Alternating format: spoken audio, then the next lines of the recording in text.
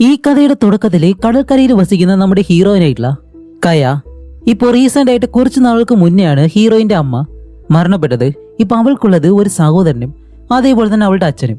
ഇപ്പൊ അമ്മ ഇല്ലാത്തത് കൊണ്ട് തന്നെ തന്റെ സഹോദരൻ എപ്പോഴും അമ്മ എവിടെ പോയി എന്നുള്ള ആ ഒരു ചോദ്യവും അതേപോലെ ആ കുഞ്ഞിനെ വളർത്താനുള്ള ഒരു ടെൻഷൻ, ഹീറോയിന്റെ പ്രായം ഇതാണ്, ഇതെല്ലാം വെച്ചിട്ട് കുറച്ച് മാനസികാവസ്ഥയിലാണ് അവൾ ജീവിക്കുന്നത്. അതുകൊണ്ട് ഇങ്ങനെയുള്ള ജീവിതത്തിൽ നിന്ന് കുറച്ച് നാളത്തേക്ക് ഒന്ന് മാറി നിൽക്കാം, അല്ലാന്നുണ്ടെങ്കിൽ ഒരു ട്രിപ്പ് പോകാന്നെല്ലാം അവൾ പ്ലാൻ ചെയ്യുന്നുണ്ട്. ഇപ്പൊ അതുപോലെ തന്നെ ഒരു ട്രിപ്പ് പോകാനായിട്ട് ഹീറോയിൻ തീരുമാനിക്കുകയാണ്. അങ്ങനെ ബാഗെല്ലാം പാക്ക് ചെയ്തിട്ട് ഇപ്പൊ ആ കാര്യം തന്റെ അച്ഛനോട് പോയി പറയുമ്പോൾ അവളുടെ അച്ഛൻ ഒരു ബോട്ട് ശരിയായിക്കൊണ്ടിരിക്കുകയാണ്. ഓക്കെ, എന്തായാലും സേഫായിട്ട് പോയിട്ട് പോകാന്ന് പറഞ്ഞ് ചെലവിന് വേണ്ടിയിട്ട് കുറച്ച് പണം എടുത്ത് അവളുടെ കയ്യിൽ കൊടുക്കുമ്പോൾ ഹീറോയിൻ പറയുമില്ല, വേണ്ട, കുഴപ്പമില്ല, അനിയനെ നല്ലതുപോലെ നോക്കിയാൽ മതി എന്ന് പറഞ്ഞിട്ടാണ് ഹീറോയിൻ അവിടെ നിന്ന് പോകുന്നത്. ഇപ്പൊ തന്റെ ഭാര്യ മരിച്ചതിന് ശേഷം ഹീറോയിന്റെ അച്ഛനും അത്ര നല്ല രീതിയിലല്ല ജീവിക്കുന്നത്. അതിൻ്റെതായിട്ടുള്ള ബുദ്ധിമുട്ടും കാര്യങ്ങളൊക്കെ ഉണ്ട്. അങ്ങനെ അത് കഴിഞ്ഞ് ഹീറോയിൻ തന്റെ കാറും എടുത്ത് നേരെ വരുന്നത് ഒരു കടൽക്കരയിലേക്കാണ്. അവിടെയാണ് അവളുടെ സുഹൃത്തായിട്ടുള്ള ടെസ ഉള്ളത്. ഇപ്പൊ ഹീറോയിനെ കണ്ട് അവള് കെട്ടിപ്പിടിക്കുമ്പോഴത്തേക്കും ടെസയുടെ അച്ഛൻ വീട്ടിൽ നിന്ന് വിളിക്കുകയാണ്. ഫോൺ എടുക്കുമ്പോൾ തന്നെ അയ്യോ അച്ഛൻ വിളിക്കുന്നു, ഞാൻ വീട്ടിൽ പറയാതാണ് ഇവിടേക്ക് വന്നത്, അറിഞ്ഞു കഴിഞ്ഞാൽ എന്തായാലും എന്നെ വിടത്തില്ല, അതുകൊണ്ട് ഫോൺ കട്ട് ചെയ്യാന്ന് പറഞ്ഞിട്ട് അവൾ ഫോൺ കട്ട് ചെയ്തിട്ട് ഇപ്പൊ ഹീറോയിനൊപ്പം നടന്നു പോകുമ്പോഴത്തേക്കും നമ്മുടെ ഹീറോയിന്റെ അമ്മ മരിച്ചതിന് ശേഷം അവൾ ആകെ മാനസികമായിട്ട് ബുദ്ധിമുട്ടിലാണെന്ന് ടെസയ്ക്ക് അറിയാം. അതുകൊണ്ടാണ് അവളെ ഒന്ന് കൂളാക്കാം, അവൾക്ക് കുറച്ച് റിലാക്സേഷൻ കിട്ടും എന്ന് വിചാരിച്ചിട്ടാണ് ടെസ ഈ ഒരു ട്രിപ്പ് പോകാനായിട്ട് ഹീറോയിനെ കൂടി വിളിച്ചത്. അങ്ങനെ ടെസ നമ്മുടെ ഹീറോയിനെ കൂട്ടിയിട്ട് നേരെ പോകുന്നത് ടെസയുടെ ഒരു ബോയ് ഫ്രണ്ട് ഉണ്ട്, അവന്റെ പേര് ജൂലിയൻ എന്നാണ്. അങ്ങനെ അവനെ ചെന്ന് പരിചയപ്പെടുത്തി കൊടുക്കുന്നു. അതേപോലെ തന്നെ ജൂലിയന്റെ സുഹൃത്തായിട്ടുള്ള സെൻഡർ, അവൻ എന്തായാലും നമുക്ക് സാം എന്ന് വിളിക്കാം. ഇപ്പൊ ജൂലിയനെയും സാമിനെയും ഹീറോയിൻ അറിയത്തില്ല. ടെസയുടെ സുഹൃത്തുക്കളായതുകൊണ്ട് അവൾ അവരോടൊപ്പം പോകാനായിട്ട് തയ്യാറെടുക്കും. അപ്പോഴാണ് ഇവർ പറയുന്നത് ഈ കടലിന്റെ ഒരു ദ്വീപിലായിട്ട് ഈ പവിഴപ്പുറ്റുകൾ അധികമായിട്ടുള്ള ഒരു ഭാഗമുണ്ട്, അവിടേക്ക് നമുക്ക് പോകാന്ന് പറയുമ്പോൾ ഇത് കേട്ട ഹീറോയിൻ പെട്ടെന്ന് അയ്യോ അത്രയും ദൂരം പോകണോ, അവിടെ നിന്ന് ഞാൻ വരത്തില്ല, എനിക്ക് വൈകുന്നേരത്ത് തന്നെ തിരിച്ചു പോകണം, വീട്ടിൽ എൻ്റെ അനിയൻ മാത്രം ഒറ്റയ്ക്കേ ഉള്ളൂ, അച്ഛനെ കൊണ്ട് അവനെ നല്ലതുപോലെ നോക്കാൻ കഴിയത്തില്ല എന്ന് പറയുമ്പോൾ ടെസ ഹീറോയിനോട് പറയും, എടി അതൊക്കെ പോട്ടെ, കുറച്ച് ദിവസത്തേക്കെങ്കിലും നീ നിന്റെ ഫാമിലി വിട്ടൊന്ന് മാറി നിൽക്ക്, അതിന് വേണ്ടിയിട്ടാണ് ഈ ഒരു ട്രിപ്പ് തന്നെ നമ്മൾ പ്ലാൻ ചെയ്തത്. എന്നിട്ട് പെട്ടെന്ന് തിരിച്ചു പോകണമെന്ന് പറഞ്ഞു കഴിഞ്ഞാൽ അവനെല്ലാം നിന്റെ അച്ഛൻ നല്ലതുപോലെ നോക്കിക്കോളും, ഒരു കുഴപ്പമില്ല എന്നെല്ലാം പറയുമ്പോഴത്തേക്കും ഹീറോയിനും ഓക്കെ ഇതായിരിക്കും ശരിയെന്ന് വിചാരിച്ചിട്ട് അവള് തന്റെ സഹോദരനെ വിളിച്ച് വീഡിയോ കോൾ ചെയ്ത് അവനോട് ഞാൻ കുറച്ച് ലേറ്റ് ആയിട്ടേ വരത്തുള്ളൂ, അതുകൊണ്ട് കാര്യങ്ങളൊക്കെ നോക്കണം, അച്ഛൻ പറയുന്നത് പോലെയെല്ലാം കേൾക്കണം എന്നെല്ലാം അവനോട് ഫോണിൽ വിളിച്ച് പറയുന്നു. അങ്ങനെ അത് കഴിഞ്ഞിട്ട് ഇവരെല്ലാവരും ആ ഒരു സ്പീഡ് ബോട്ട് ഉണ്ടല്ലോ, മറ്റേ ബൈക്ക് പോലെയുള്ള, അതും എടുത്തിട്ട് ഇവരെല്ലാവരും അവിടെ നിന്ന് പോവാണ്. ഇപ്പൊ കുറേ ദൂരം പോയിട്ട് ഇവർ പറഞ്ഞ ആ ഒരു ചെറിയ ദ്വീപുണ്ട്, അവിടേക്ക് വന്നിട്ട് ടെസയും അവളുടെ ബോയ് ഫ്രണ്ടും മാറിയിരുന്ന് ഇങ്ങനെ സംസാരിക്കും. ഇവിടെ നമ്മുടെ ഹീറോയിനും അതേപോലെ തന്നെ സാമും, ഇവർക്ക് രണ്ടുപേർക്കും എന്തെങ്കിലും സംസാരിക്കണമല്ലോ. ആദ്യം കുറേ നേരം വെറുതെ ഇരുന്നിട്ട് പിന്നീട് രണ്ടുപേരും സംസാരിക്കാൻ തുടങ്ങുന്നു. അപ്പോൾ ഹീറോയിൻ തന്റെ ഫാമിലി പ്രശ്നങ്ങൾ, അവളുടെ അമ്മ മരിച്ചു പോയിട്ട് കുറച്ച് നാളെ ആയിട്ടുള്ളൂ, അവളുടെ സഹോദരൻ നോക്കുന്നത് അവളാണ്, ഇങ്ങനെ പല കാര്യങ്ങളും ഹീറോയിന്റെ ബുദ്ധിമുട്ടുകളെല്ലാം അവനോട് പറയുന്നു. അങ്ങനെ അതെല്ലാം കേട്ട് അവളെ സമാധാനപ്പെടുത്തിയിട്ട് ഇപ്പൊ സാം അവന്റെ ആഗ്രഹങ്ങൾ പറയാണ്. അവനാണെങ്കിലോ ലോകം മുഴുവനായിട്ട് ചുറ്റി നടക്കണം, എല്ലാ സ്ഥലങ്ങളിലും യാത്ര ചെയ്യണം, ഇതൊക്കെയാണ് അവന്റെ ആഗ്രഹങ്ങൾ. അങ്ങനെ ഇതെല്ലാം പറഞ്ഞിട്ട് രണ്ടുപേരും കടലിലേക്ക് കുളിക്കാനായിട്ട് ഇറങ്ങുന്നു. അതുമല്ല ഇവര് രണ്ടുപേരും ഇത്രയും നല്ലതുപോലെ സംസാരിച്ചത് കൊണ്ടും ഈ പ്രണയം എന്ന് പറയുന്ന സംഭവമെല്ലാം പെട്ടെന്ന് വരുന്നതാണല്ലോ, അതുപോലെ തന്നെ ഇവര് രണ്ടുപേരും കുറച്ച് അടുക്കാൻ തുടങ്ങാണ്. അങ്ങനെ അത് കഴിഞ്ഞിട്ട് കുറെ നേരം അവിടെ സ്പെൻഡ് ചെയ്ത് ഇവരെല്ലാവരും ആ സ്പീഡ് ബോട്ടും എടുത്ത് തിരിച്ച് അവിടെ നിന്ന് പോവാണ്. ഇപ്പൊ തിരിച്ച് നല്ല വേഗതയിൽ വരുമ്പോഴത്തേക്കും ജൂലിയൻ ഉണ്ടല്ലോ, അവൻ ഇത്തിരി അഹങ്കാരം കൂടുതലാണെന്ന് തോന്നുന്നു. എന്താന്ന് വെച്ചാല് നോർമൽ രീതിയിൽ വരുന്നതിനും കാട്ടി കുറച്ച് നല്ല സ്പീഡ് കൂട്ടിയിട്ട് ശ്രദ്ധയില്ലാതെ ഓടിച്ചോടിച്ച് ആ ഒരു ബോട്ട് ആക്സിഡന്റ് പറ്റും. അപ്പൊ ഇവര് രണ്ടുപേരും നേരെ വെള്ളത്തിലേക്ക് വന്ന് വീഴും. അതുമല്ല പെട്ടെന്നുള്ള വീഴ്ചയായതുകൊണ്ട് തന്നെ ടെസയ്ക്ക് ശ്വാസം എടുക്കാൻ കഴിയുന്നില്ല, അവള് വെള്ളത്തിലിങ്ങനെ പൊങ്ങിക്കിടക്കാണ്. അപ്പൊ ജൂലിയൻ ആണെങ്കിലോ വെള്ളത്തിൽ കിടന്നിട്ട് അവനാണെങ്കിലും ഭയങ്കര ജോളിയായിട്ട് ഇതെല്ലാം എന്തോ നല്ല ഹാപ്പി ആയിട്ടുള്ള കാര്യമാണെന്നും പറഞ്ഞ് അവൻ ചിരിക്കുകയെല്ലാം ചെയ്യുന്നു. അതേസമയം പുറകില് നമ്മുടെ സാമും ഹീറോയിനും അവരുടെ ആ ഒരു സ്പീഡ് ബോട്ടിൽ വരുമ്പോൾ ഇവർക്ക് രണ്ടുപേർക്ക് ആ ഒരു റിലേഷൻഷിപ്പ് സ്റ്റാർട്ട് ആയതുകൊണ്ട് തന്നെ ഇവർ ആ സന്തോഷത്തിലാണ് വരുന്നത്. അപ്പോഴേക്ക് സാം ആണെങ്കിലോ ബോട്ട് ഓടിച്ച് തിരിഞ്ഞ് ഹീറോയിനെ നോക്കി അവളുടെ മുഖത്തേക്ക് നോക്കി നോക്കി ഓടിക്കുന്നതും ഇവരുടെ ബോട്ട് ആക്സിഡന്റ് ആയിട്ട് കിടക്കുന്നത് ഇവർ കാണത്തില്ല. പെട്ടെന്ന് സാം ഇവന്റെ സ്പീഡ് ബോട്ട് കൊണ്ട് കയറ്റുന്നതോ വെള്ളത്തിലിടക്കുന്ന ജൂലിയന്റെ മുകളിലൂടെ. അവൻ എന്ത് സംഭവിച്ചെന്ന് അറിയത്തില്ല. അതേപോലെ തന്നെ ഇവരുടെ ബോട്ടും പെട്ടെന്ന് ആക്സിഡന്റ് ആയിട്ട് വെള്ളത്തിൽ വീഴുന്നതും ഇപ്പോൾ നമ്മുടെ ഹീറോയിനും ടെസയും ഒരു വിധത്തിൽ മുകളിലേക്ക് വന്നിട്ടുണ്ട്. ഇപ്പോൾ നമ്മുടെ ഹീറോയിനും ടെസയ്ക്കും വലിയ കുഴപ്പമില്ല, അവർ രണ്ടുപേരും സേഫായി. എന്നിട്ട് രണ്ടുപേരും ജൂലിയനെ സാമിനെ അന്വേഷിക്കുകയാണ്. അവരെ രണ്ടുപേരും ചുറ്റിനും നോക്കുമ്പോഴത്തേക്കും എവിടെയും കാണുന്നില്ല. അങ്ങനെ അവസാനം സാമിനെ ഇവർ കണ്ടുപിടിച്ചു. പക്ഷെ ജൂലിയൻ എവിടെയും കാണുന്നില്ല. ഇനി അവൻ വെള്ളത്തിനടിയിലേക്ക് മുങ്ങിപ്പോയോ ഒന്നും അറിയാൻ കഴിയുന്നില്ല. കുറച്ച് കഴിയുമ്പോഴത്തേക്കും ഈ ബോട്ടുകൾ രണ്ടും പരസ്പരം ഇടിച്ചതുകൊണ്ട് അത് രണ്ടും പതിയെ വെള്ളത്തിലേക്ക് മുങ്ങിപ്പോവാണ്. അതിന്റെ പാർട്സ് മാത്രം മുകളിൽ പൊങ്ങിക്കിടക്കും. അങ്ങനെ ജൂലിയനെ കാണാതെ ഇവർ മൂന്നുപേരും അതിൽ സാമിനാണെങ്കിൽ അത്യാവശ്യം നല്ല രീതിയിൽ പരിക്ക് പറ്റിയെന്ന് തോന്നുന്നു. അവന് മനങ്ങാൻ കഴിയാത്ത രീതിയിൽ വെള്ളത്തിൽ കിടക്കുകയാണ്. അങ്ങനെ കുറേ നേരം ഇവർ വെള്ളത്തിൽ തന്നെ കിടക്കുന്നു. ചുറ്റിനും കടലും മാത്രം. ഇനി എങ്ങോട്ട് പോകണമെന്ന് അറിയത്തില്ല. ആ അവസ്ഥയായിപ്പോയി. അങ്ങനെ 3 പേര് അവിടെ കിടക്കുമ്പോഴത്തേക്കാണ് ഇപ്പോൾ വെള്ളത്തിനടിയിൽ കാണിക്കുമ്പോൾ ആഹാ വേറൊന്നുമല്ല, ഒരു വലിയ സ്രാവ്. അതങ്ങനെ വേഗതയിൽ വരുമ്പോഴത്തേക്കും ഇവരെ കടിക്കാനാണെന്ന് വിചാരിക്കുമ്പോൾ ഒരിക്കലും ആ കാര്യം സംഭവിക്കുന്നില്ല. പകരം മറ്റൊരു ബോട്ട് അതുവഴിയെ പോകുന്നുണ്ട്. അതുമല്ല ഇപ്പോഴാണെങ്കിലോ നല്ല രീതിയിൽ രാത്രിയാവാൻ തുടങ്ങുന്നുണ്ട്. കുറെ കഴിയുമ്പോഴത്തേക്ക് ഇവർ രണ്ടുപേരും ഈ ബോട്ട് കണ്ടിട്ട് പെട്ടെന്ന് കൈ കാണിച്ച് അലറി വിളിച്ചെല്ലാം ആ ബോട്ടിന്റെ ശ്രദ്ധ ഇവരുടെ അടുത്തേക്ക് ഇങ്ങനെ കാണിക്കുകയാണ്. അപ്പോഴാണ് ബോട്ടിനകത്തുള്ളവൻ ഇവരെ കാണുന്നത്. അപ്പൊ അവന്റെ പേര് റേ എന്നാണ്. അങ്ങനെ അവൻ ഇവരെ കണ്ടിട്ട് ആ ഒരു ബോട്ട് അവരുടെ അടുത്തേക്ക് കൊണ്ടുവന്ന് അവരെ 3 പേരെയും രക്ഷപ്പെടുത്തി നേരെ മുകളിലേക്ക് വലിച്ചെടുക്കും. അങ്ങനെ സാം എന്ന് പറഞ്ഞ അവനെ മുകളിലേക്ക് കൊണ്ടുവരുമ്പോഴാണ് അവന്റെ കാൽമുട്ട് പൊട്ടിയിട്ടുണ്ട്. അതുപോലെ ഒരുപാട് രക്തവും പോകുന്നത് കൊണ്ട് അവൻ അങ്ങനെ കിടക്കും. അപ്പോൾ റേ ചോദിക്കും, ഓക്കെ നിങ്ങളുടെ കൂടെ വേറെ ആരെങ്കിലും ഉണ്ടോ എന്ന് ചോദിക്കുമ്പോൾ ഹീറോയും പറയും ഇതുപോലെ ജൂലിയൻ എന്ന് പറഞ്ഞൊരു പയ്യനുണ്ടായിരുന്നു, അവനെ കാണാനില്ല എന്നെല്ലാം പറഞ്ഞിട്ട്. അപ്പോൾ ഇവൻ പറയും ഓക്കെ ഞാൻ എന്തായാലും അകത്തേക്ക് പോയിട്ട് ആരെങ്കിലും സഹായത്തിനായിട്ട് വിളിക്കാമെന്ന് പറഞ്ഞ് റേ ഇപ്പോൾ ബോട്ടിനകത്തേക്ക് കയറി പോവാണ്. പക്ഷെ അകത്തേക്ക് പോയ റേ എന്ത് പറ്റിയെന്നറിയത്തില്ല, പെട്ടെന്ന് അവൻ തിരിഞ്ഞ് ആ ഒരു ജനാല വഴി ഇവർക്ക് എന്താണ് സംഭവിക്കുന്നത് എന്ന് തന്നെ നോക്കുന്നു. അവനിപ്പോൾ സഹായത്തിന് വേണ്ടിയിട്ട് വേറെ ആരെയും വിളിക്കുന്നതൊന്നുമില്ല. അങ്ങനെ ഇവർ 3 പേരും ഇവിടെ ഇരിക്കുമ്പോൾ സാമിനാണെങ്കിൽ നല്ല വേദനയുണ്ട്. അവൻ വേദന കാരണം അലറി വിളിക്കുമ്പോഴത്തേക്കും ടെസ് എഴുന്നേറ്റിട്ട് ഓക്കെ ഞാൻ അകത്ത് പോയിട്ട് കുടിക്കാൻ എന്തെങ്കിലും വെള്ളം കിട്ടുമോ നോക്കിയിട്ട് വരാം എന്ന് പറഞ്ഞ് അവൾ ഈ ബോട്ടിനകത്തേക്ക് കയറി പോകുന്നു. അങ്ങനെ സാമിനെ ഇവിടെ കിടത്തിയിട്ട് ഹീറോയിനും അവിടെ തന്നെ ഇരിക്കുകയാണ്. കുറേ നേരമായിട്ടും അകത്തേക്ക് പോയ ടെസ്സ പുറത്തേക്ക് വരുന്നില്ല. അവൾക്ക് എന്ത് സംഭവിച്ചെന്നറിയാതെ ഹീറോയിൻ ഇപ്പൊ അകത്തേക്ക് വരുമ്പോഴത്തേക്കും അവിടെ റേ മാത്രമേ ഉള്ളൂ. ഇപ്പൊ റേയോട് പറയും എന്റെ ഫ്രണ്ട് ടെസ്സ ഇതിനകത്തേക്ക് വന്നിരുന്ന് കണ്ടോ എന്ന് ചോദിക്കുമ്പോൾ അവൻ പറയും ഞാൻ സഹായത്തിന് വേണ്ടിയിട്ട് ആളെ വിളിച്ചിട്ടുണ്ട്, അവർ പെട്ടെന്ന് ഇവിടേക്ക് വരും, അതുകൊണ്ട് നിങ്ങൾ പേടിക്കണ്ടെന്ന് പറയുമ്പോൾ ചോദിച്ച ചോദ്യത്തിനല്ല ഇവൻ മറുപടി പറയുന്നത്. അപ്പോൾ ഹീറോയിൻ ചോദിക്കും അല്ല നിങ്ങളാരാ, നിങ്ങളുടെ പേരെന്താ, നിങ്ങൾ ഈ വഴിക്ക് എങ്ങനെയാ വന്നത് എന്നെല്ലാം അവൾ ചോദിക്കുമ്പോൾ അതിനും അവൻ മറുപടി പറയാതെ വേറെന്തൊക്കെയോ പറഞ്ഞിട്ട് അവനിപ്പോൾ ഒപ്പിക്കാൻ ശ്രമിക്കുകയാണ്. അവൻ പറയുന്നത് എന്താണെന്ന് വെച്ചാൽ ഈ കടല് ഭയങ്കര അപകടമുള്ള സ്ഥലമാണ്, അതുകൊണ്ട് ഒറ്റയ്ക്ക് ഒരിക്കലും ട്രാവൽ ചെയ്യരുത്, ഇങ്ങനെ വേറെ എന്തൊക്കെയോ പറയുന്നു. അപ്പോൾ ഹീറോയിൻ എന്തോ ഒരു സംശയം. അങ്ങനെ ഇവൻ ഓരോ കാര്യങ്ങൾ സംസാരിച്ച് മറ്റൊരു വശത്തേക്ക് തിരിഞ്ഞിട്ട് കർച്ചീഫിലെ ഈ മയക്കാനുള്ള മരുന്നുണ്ടല്ലോ അത് ആ ഒരു കർച്ചീഫിലേക്ക് ഒഴിച്ച് പെട്ടെന്ന് ഹീറോയിൻ പ്രതീക്ഷിക്കാത്ത സമയത്ത് അവളുടെ മുഖത്തേക്ക് വെച്ചു കൊടുക്കുന്നു. അവളുടെ ബോധം പോയി. അപ്പോൾ എന്തായാലും ടെസ്സയ്ക്കും ഇതുപോലെ തന്നെയാണ് സംഭവിച്ചിട്ടുള്ളത്. അങ്ങനെ 2 പേരുടെയും ബോധം പോയതിനു ശേഷം ഇപ്പൊ അവർ 2 പേരും എന്താ ചെയ്യുന്നതെന്ന് വെച്ചാൽ ഈ ബോട്ടിൽ തന്നെ മീനെല്ലാം പിടിച്ചിട്ട് സ്റ്റോർ ചെയ്യുന്ന ഒരു ഭാഗമുണ്ടല്ലോ അതിനകത്തേക്ക് 2 പേരെ ഇടും. ഇപ്പൊ ഇവരുടെ കൂട്ടത്തിൽ സാം എന്ന് പറഞ്ഞ ആ ഒരു പയ്യനാണെങ്കിലോ നല്ലതുപോലെ പരിക്ക് പറ്റി അവൻ ഇപ്പോഴും അവിടെ കിടക്കാണ്. അവന്റെ അടുത്തേക്ക് വന്നിട്ട് കുറച്ചു നേരം അവനെ നോക്കിയിട്ട് പിന്നീട് അവനെ സഹായിക്കത്തില്ല, അവൻ അവിടെ തന്നെ അങ്ങനെ ഇട്ടേക്കുന്നു. അങ്ങനെ കുറെ കഴിഞ്ഞിട്ട് ഇവിടെ നമ്മുടെ ഹീറോയിന് കണ്ണു തുറക്കും. അങ്ങനെ കണ്ണു തുറന്ന് നോക്കുമ്പോൾ ടെസ്സയും അടുത്ത് തന്നെയുണ്ട്. അവൾക്ക് എന്തായാലും വേറെ ഒന്നും സംഭവിച്ചിട്ടില്ല. അവളെ വിളിക്കുമ്പോഴത്തേക്കും നേരത്തെ ആ ഒരു ആക്സിഡന്റ് സംഭവിച്ചതിന്റെ ഒരു വേദന അവളുടെ ശരീരത്തിലുണ്ട്. എന്നിട്ട് എങ്ങനെയെങ്കിലും രക്ഷപ്പെട്ട് പോണല്ലോ, അതിനുവേണ്ടി ഈ മൂടി തുറക്കാൻ വേണ്ടിയിട്ട് ഹീറോയിൻ മുകളിലേക്ക് കയറി നിന്ന് അത് തുറക്കാൻ ശ്രമിക്കുന്നുണ്ട്. പക്ഷെ ഒരു വിധത്തിലും അവളെ കൊണ്ടത് കഴിയുന്നില്ല. അപ്പൊ അവർക്ക് എന്തായാലും മനസ്സിലായി ഇവർ 2 പേരും പെട്ടുപോയെന്ന്. ഇനിയിപ്പോ വേറെ ഒന്നും ചെയ്യാൻ കഴിയത്തില്ല, അവിടെ തന്നെ പേടിച്ചിരിക്കുകയാണ്. അങ്ങനെ അത് കഴിഞ്ഞ് അന്നത്തെ ആ ഒരു രാത്രി കഴിഞ്ഞ് അടുത്ത ദിവസം രാവിലെയായി. അപ്പോഴാണ് റേ എന്ന് പറഞ്ഞ അവനുണ്ടല്ലോ അവനിപ്പോ ആ ഒരു മൂടി തുറന്നിട്ട് അതിനകത്തേക്ക് ഒരു ബക്കറ്റില് ഇവർക്ക് ആഹാരം താഴേക്ക് ഇറങ്ങി കൊടുക്കാണ്. അപ്പോഴേ ഹീറോയും അതിൽ ചോദിക്കുന്നുണ്ട് നീ ആരാ, നീ എന്തിനാ ഇങ്ങനെയല്ല ചെയ്യുന്നേ, ഞങ്ങൾ എന്താ ചെയ്യാൻ പോകുന്നത്, എന്റെ വീട്ടിൽ എനിക്കൊരു സഹോദരൻ മാത്രമേ ഉള്ളൂ, ഞാനില്ലാന്നുണ്ടെങ്കിൽ അവനൊന്നും കഴിയത്തില്ല എന്നെല്ലാം പറഞ്ഞിട്ട് ഹീറോയും പല കാര്യങ്ങളും പറഞ്ഞു നോക്കുന്നുണ്ടെങ്കിലും അവൻ കേൾക്കുന്നില്ല. അപ്പോൾ ഹീറോയും പെട്ടെന്ന് ആ ഒരു ഏണി വഴി മുകളിലേക്ക് കയറാൻ ശ്രമിക്കുമ്പോൾ ഇവൻ താഴേക്ക് ഇറക്കിയ ആ ഒരു ഫുഡ് അത് വീണ്ടും മുകളിലേക്ക് തന്നെ വലിച്ചെടുക്കും ഇവരിങ്ങനെ കാണിച്ചതുകൊണ്ട്. എന്നിട്ട് അവൻ പറയും ഇത് നിങ്ങളുടെ സ്ഥലമല്ല, ഇത് എന്റെ ബോട്ടാണ്, ഇവിടെ ഞാൻ പറയുന്നത് പോലെ മാത്രമേ നിങ്ങൾക്ക് അനുസരിക്കാൻ കഴിയത്തുള്ളൂ, ഇല്ലാന്നുണ്ടെങ്കിൽ ഇവിടെ തന്നെ കിടക്കേണ്ടി വരും, ഇത് അതിനുള്ളൊരു പാഠമാണ്, ഞാൻ പറയുന്നത് കേട്ടില്ല എന്നുണ്ടെങ്കിൽ ആഹാരം കിട്ടത്തില്ല, ഇനി ഒട്ടും കേൾക്കാൻ വയ്യാന്നാണെങ്കിൽ നിങ്ങൾ ഇതിനകത്ത് കിടന്ന് മരിക്കും എന്ന് പറഞ്ഞിട്ട് അതും അടച്ച് അവൻ അവിടെ നിന്ന് പോകുന്നു.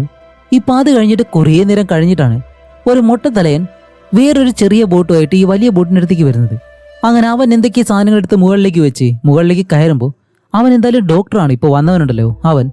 അപ്പോൾ നമ്മുടെ സാമിനെ മാത്രം സഹായിച്ച് അവൻ ഇവിടെ നിന്ന് കൊണ്ടുപോകാനാണ് ഇവർ ശ്രമിക്കുന്നത്. ഒരു നിമിഷത്തിലേക്ക് നിങ്ങൾ ആലോചിച്ചിട്ടുണ്ടെങ്കിൽ ഒരിക്കലും അങ്ങനെയല്ല. റേ എന്ന് പറഞ്ഞാൽ അവന്റെ ആള് തന്നെയാണ് ഈ ഡോക്ടറും. ഇപ്പം അയാൾ ഇവിടേക്ക് വരാൻ കാരണം വേറെ ഒന്നുമില്ല, സാമിന്റെ ശരീരഭാഗങ്ങളുണ്ടല്ലോ കിഡ്നി, അതേപോലെ തന്നെ ഇവർക്ക് വിൽക്കാൻ പറ്റുന്ന പല ഭാഗങ്ങളും കട്ട് ചെയ്തെടുത്തുകൊണ്ട് പോകാനായിട്ടാണ് ഈ ഡോക്ടർ ഇവിടേക്ക് വന്നത്. അപ്പൊ ഈ ഒരു ഓർഗൻസ് എല്ലാം കടത്തിക്കൊണ്ട് പോകുന്നൊരു ടീമായിരുന്നു ഇവര്. അങ്ങനെ വെളിയിൽ വന്നിട്ട് സാമിനെ ഇവർ പരിശോധിച്ച് അത് കഴിഞ്ഞ് നമ്മുടെ ഹീറോയിനെ ടെസ്സേനെ ആ മുട്ടയ്ക്ക് കാണിച്ചു കൊടുക്കാണ്. അങ്ങനെ അകത്ത് വന്ന് നോക്കിയിട്ട് ഇപ്പോൾ ടെസ്സയ്ക്ക് വയറിന് നല്ല പരിക്ക് പറ്റിയിട്ടുണ്ട്. അതുകൊണ്ട് അവളുടെ കണ്ടീഷൻ എന്താണെന്ന് ആ ഡോക്ടർ പരിശോധിക്കാൻ പോവാണ്. ആദ്യ ഹീറോയിൻ പേടിച്ചിട്ട് ടെസ്സയെ പിടിച്ചു വെക്കുമെങ്കിലും അവളെ പിടിച്ചു മാറ്റിയപ്പോൾ ടെസ്സയെ ഇവർ പരിശോധിച്ചിട്ട് അത് കഴിഞ്ഞിട്ട് ഇവർ രണ്ടുപേരും തിരിച്ച് വെളിയിലേക്ക് വരും. എന്നിട്ടാണ് സാം എന്ന് പറഞ്ഞ ആ ഒരു പയ്യനുണ്ടല്ലോ അവനെ ഒരു ടേബിളിലേക്ക് കിടത്തി അവനെ മയക്കിയിട്ട് ഇപ്പൊ അവന്റെ ശരീരത്തിൽ നിന്ന് എന്തൊക്കെ ഓർഗൻസ് എടുക്കാൻ കഴിയുമോ അതെല്ലാം ഈ ഡോക്ടർ കട്ട് ചെയ്തെടുക്കുന്നുണ്ട്. അതെല്ലാം സേഫായിട്ട് മാറ്റി വെച്ച് ഇപ്പൊ അവന്റെ ശരീരം കട്ട് ചെയ്യാനായിട്ടുള്ള കാര്യങ്ങൾ ചെയ്യാണ്. അങ്ങനെ ഈ ബോഡി ഓരോന്നായിട്ട് കട്ട് ചെയ്യുമ്പോഴത്തേക്കും ഈ മാംസം കട്ട് ചെയ്യുന്ന ആ ഒരു ശബ്ദം അകത്തിരിക്കുന്ന ഇവർക്ക് രണ്ടുപേർക്കും കേൾക്കാൻ കഴിയും. അവരും അതെല്ലാം കേട്ടിട്ട് പേടിച്ചിരിക്കുകയാണ് ഇനിയിപ്പോ എന്ത് ചെയ്യുമെന്ന് ആലോചിച്ചിട്ട്. അപ്പോഴാണ് ഹീറോയിൻ ഒരു കാര്യം ശ്രദ്ധിക്കുന്നത്. അവരിയ്ക്കുന്ന ആ ഒരു ബെഡില് കുറെ തുരുമ്പ് പൊടികളൊക്കെ ഉണ്ടല്ലോ അത് താഴെ വീണ് കിടക്കുന്നു. അപ്പോൾ അവള് മുകളിലേക്ക് നോക്കുമ്പോൾ ഈ മുകളിലേക്ക് പോകാനായിട്ടുള്ള ചെറിയൊരു മൂടിയുണ്ട്. അപ്പൊ ഇതിനു മുന്നേയും ഇവർ ഇതുപോലെ ഒരുപാട് പേരെ പിടിച്ചതിനകത്ത് ഇട്ടിട്ടുണ്ട്. അവര് രക്ഷപ്പെട്ട് പോകാൻ ശ്രമിച്ചപ്പോഴത്തേക്കാണ് ഈ തുരുമ്പ് താഴേക്ക് വന്ന് വീണത്. അതുപോലെ എന്തായാലും ട്രൈ ചെയ്ത് നോക്കാമെന്ന് പറഞ്ഞ് ഹീറോയിൻ മുകളിലേക്ക് കയറിയിട്ട് അതിങ്ങനെ ഓപ്പൺ ചെയ്യാനായിട്ട് ശ്രമിക്കുകയാണ്. അതുമല്ല അവൾക്ക് താഴെ നിന്ന് ഒരു കമ്പിയും കിട്ടിയിരുന്നു. അത് വെച്ചിട്ടാണ് അവൾ ഈ ഒരു തുരുമ്പെല്ലാം ഇങ്ങനെ ചുരണ്ടി അത് തുറക്കാനായിട്ട് ശ്രമിക്കുന്നത്. അങ്ങനെ അന്നത്തെ ദിവസം രാത്രിയായി. ഹീറോയിനെ കൊണ്ട് കഴിയുന്ന രീതിയിൽ അവൾ ഇത് തുറക്കാൻ ശ്രമിച്ചിട്ടുണ്ട്, പക്ഷെ കഴിഞ്ഞില്ല. അങ്ങനെ രാത്രിയാകുമ്പോൾ ഇവർ രണ്ടുപേരും വീണ്ടും അകത്തേക്ക് വന്നിട്ട് നമ്മുടെ ടെസ്സിനെ വലിച്ചെടുത്ത് പുറത്തേക്ക് കൊണ്ടുപോകാൻ ശ്രമിക്കുകയാണ്. അപ്പോൾ ഹീറോയിൻ വന്ന് തടയാൻ ശ്രമിക്കുന്നുണ്ടെങ്കിലും റേ ഉണ്ടല്ലോ അവൻ ഹീറോയിന്റെ മുഖത്തേക്ക് ഒരു ഒറ്റയടി ബോധം കിട്ടി താഴെ വീഴുന്നതും ടെസ്സിനെ വലിച്ചെടുത്ത് വെളിയിലേക്ക് കൊണ്ടുവന്നിട്ട് ഇപ്പൊ അവളുടെ ബ്ലഡ് ടെസ്റ്റ് എല്ലാം നടത്തുകയാണ്. രക്തഗ്രൂപ്പ് എല്ലാം നോക്കുന്നുണ്ട്. അവളുടെ കണ്ടീഷൻ എങ്ങനെയാണെന്ന് പരിശോധിക്കുന്നു. ഇപ്പൊ നമ്മുടെ ഹീറോയിൻ ആണെങ്കിൽ ടെസ്സിനെ രക്ഷിച്ചാൽ മതിയാവും, വേറെ എന്തെങ്കിലും ചെയ്യണം, ഇവിടെ നിന്ന് പുറത്തു പോയാലേ നടക്കത്തുള്ളൂ. അതുകൊണ്ട് അവളുടെ കയ്യിലുള്ള ആ ഒരു കമ്പി എടുത്ത് വീണ്ടും മുകളിലത്തെ ആ ഒരു ഭാഗമുണ്ടല്ലോ അത് തുറക്കാനായിട്ട് ശ്രമിക്കുന്നു. അങ്ങനെ ശ്രമിച്ച് അവസാനം അതെങ്ങനെയും തുറക്കുന്നുണ്ട്. കാരണം ഇനി ലേറ്റായി കഴിഞ്ഞാൽ ടെസ്സിനെ അവരെന്തായാലും കൊല്ലും. അതിനു മുന്നേ അവളെ രക്ഷിക്കണം. അങ്ങനെ അവളെ വെളിയിലേക്ക് വരുന്നതും ഇപ്പോ പതുങ്ങി അവരിൽ നിന്ന് ഒളിച്ചു നിൽക്കാണ്. അത് കഴിഞ്ഞിട്ട് രാത്രി ആകുമ്പോഴത്തേക്കാണ് ഇപ്പൊ ടെസ്സിനെ അവൻ പൊക്കിയെടുത്തു വന്നിട്ട് ആ ഒരു ബെഡിലേക്ക് കിടത്തുന്നു. കാരണം അവളുടെ ശരീരഭാഗങ്ങൾ കട്ട് ചെയ്തെടുക്കാൻ വേണ്ടി. അങ്ങനെ ആ ഡോക്ടർ ഓപ്പറേഷൻ ചെയ്യാനായിട്ടുള്ള കാര്യങ്ങളൊക്കെ നോക്കുമ്പോൾ ഹീറോയിൻ ഇവിടെ ആ ഒരു ബോട്ടിലേക്ക് ഇറങ്ങിയിട്ട് ഇപ്പൊ കോസ്റ്റ് ഗാർഡിനെ എല്ലാം വിളിക്കാൻ വേണ്ടി റേഡിയോ എല്ലാം എടുത്ത് പരിശോധിച്ച് നോക്കുമ്പോഴത്തേക്ക് അതൊന്നും വർക്ക് ആവുന്നില്ല. ഇപ്പൊ കറക്റ്റ് സമയത്ത് റേ അകത്തേക്ക് കയറി വരും. അകത്തേക്ക് കയറി വരുമ്പോഴത്തേക്ക് അവൻ കാണാതെ പതിയെ ഹീറോയിനെ ഒളിച്ചൊളിച്ച് മറ്റൊരു ഭാഗത്തേക്ക് മാറി നിൽക്കാണ്. ഇവിടെ വെളിയിലാണെങ്കിൽ ആ ഡോക്ടർ ടെസ്സിനെ കൊല്ലാൻ വേണ്ടി ഓപ്പറേഷൻ ചെയ്യാനായിട്ട് തയ്യാറായിട്ടുണ്ട്. അത് നമ്മുടെ ഹീറോയിൻ കാണും. എങ്ങനെയെങ്കിലും അവളെ രക്ഷിച്ചേ മതിയാവൂ. അതുകൊണ്ട് ഹീറോയിൻ അവിടെ ചുറ്റിനും എല്ലാം നോക്കുമ്പോഴത്തേക്കും ഒരു ക്രോസ് ബോ ഉണ്ടല്ലോ, ഈ തോക്ക് ഉപയോഗിച്ചിട്ട് മീനെ പിടിക്കുന്ന ആ ഒരു സാധനം, അത് കാണുന്നതും അതും എടുത്ത് നേരെ ആ ഡോക്ടറിന്റെ പിറകിലേക്ക് വരികയാണ്. അപ്പോഴാണ് പെട്ടെന്ന് ആ ഒരു ഡോക്ടർ ശബ്ദം കേട്ട് തിരിഞ്ഞു നോക്കുമ്പോൾ ഹീറോയിൻ അവളെ വെറുതെ ഇവിടെ ഇല്ലാന്നുണ്ടെങ്കിൽ ഞാൻ ഷൂട്ട് ചെയ്യുമെന്ന് പറഞ്ഞ് നിൽക്കുന്നതും അയാൾ വിചാരിക്കും ഇത് വെറുതെ അയാളെ പേടിപ്പിക്കാൻ വേണ്ടി ചെയ്യുന്നതാണ്. ഈ പെണ്ണുങ്ങളല്ലേ ഒന്നും നടക്കത്തില്ല എന്ന് വിചാരിച്ചിട്ട്, ഓ അങ്ങനെയാണല്ലേ, ശരി നീ ഒന്ന് ഷൂട്ട് ചെയ്ത് നോക്കുന്നില്ല പറയുന്നതും എന്തായാലും ചോദിച്ചതല്ലേ. ഹീറോയിൻ അങ്ങനെ അവന്റെ വയറിലേക്ക് ഷൂട്ട് ചെയ്തെടുക്കും. വല്ല കാര്യം ഉണ്ടായിരുന്നോ മൊട്ടയ്ക്ക്? അടങ്ങിയിരുന്നെങ്കിലേ ഇവര് രണ്ടുപേരെങ്കിലും രക്ഷപ്പെട്ടു പോയനെ. ഇപ്പൊ അങ്ങേരും മരിക്കാറായി. എന്നിട്ട് ഓടി വന്ന് ടെസ്സിന്റെ കയ്യിലെ കെട്ടെല്ലാം അഴിച്ചിട്ട് അവളെ രക്ഷപ്പെടുത്താൻ ശ്രമിക്കുമ്പോൾ ഈ ഡോക്ടർ പെട്ടെന്ന് ഹീറോയിനെ പിടിച്ച് അങ്ങനെ താഴേക്ക് കിടത്തിയിട്ട് അവളെ കഴുത്ത് ഞെരിച്ച് കൊല്ലാൻ ശ്രമിക്കുന്നുണ്ട്. പക്ഷെ അതിനു മുന്നേ തന്നെ ടെസ് തന്റെ കയ്യിലെയും കാലിലെയും ബാക്കിയുള്ള കെട്ടുകളൊക്കെ അഴിച്ചിട്ട് ഒരു കത്തിയെടുത്ത ആ ഡോക്ടറിന്റെ കഴുത്തിലേക്ക് 2-3 കുത്ത് അയാളെ അങ്ങ് കൊല്ലും. എന്നിട്ട് രണ്ടുപേരും പെട്ടത് ഈ ലൈഫ് ജാക്കറ്റെല്ലാം എടുത്തിടും. അതിൽ ഹീറോയിൻ ഇല്ല, ടെസ്സിന് മാത്രമേ ഉള്ളൂ. അവർ പതിയെ വെള്ളത്തിലേക്ക് ഇറങ്ങി അവിടെ നിന്ന് നീന്തി പോവാണ്. ഇപ്പൊ രാത്രി ആയതുകൊണ്ട് റേക്ക് ഇവരെങ്ങോട്ടാണ് പോയതെന്നും അറിയാൻ കഴിയത്തില്ല. കുറച്ച് കഴിയുമ്പോഴത്തേക്കാണ് റേ അവിടെ നിന്നും ഈ ഡോക്ടറിനെ അടുത്തേക്ക് വരുന്നത്. ഡോക്ടറിനെ കാണുമ്പോൾ അയാൾ അവിടെ മരിച്ചു കിടക്കുന്നു.